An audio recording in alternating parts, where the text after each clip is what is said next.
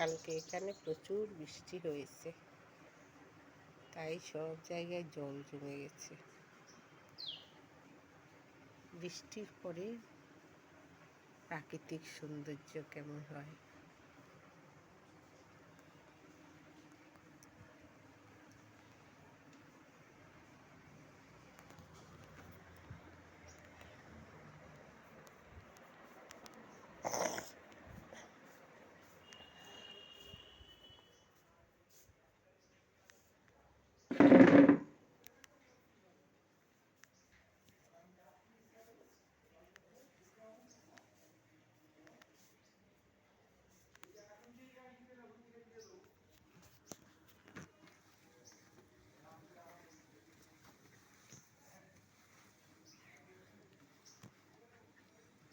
এই যে ছাদটা, এখানে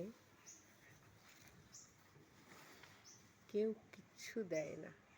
কিভাবে যে এত গাছগুলো ওঠে, এত সুন্দর হয়ে রয়েছে,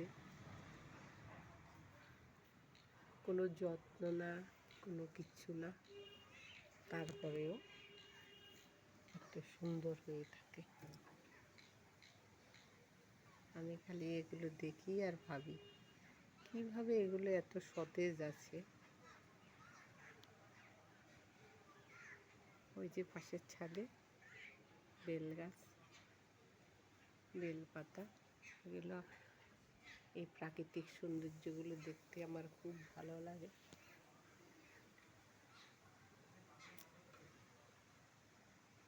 এখানে নিচে কতটা খালি জায়গা, জায়গাতে অনেক জঙ্গল হয়ে রয়েছে, কিন্তু এর মধ্যে একটা সৌন্দর্য আছে। যে কলা গাছ নিজে নিজে উঠছে, নিজে নিজে বড় হচ্ছে।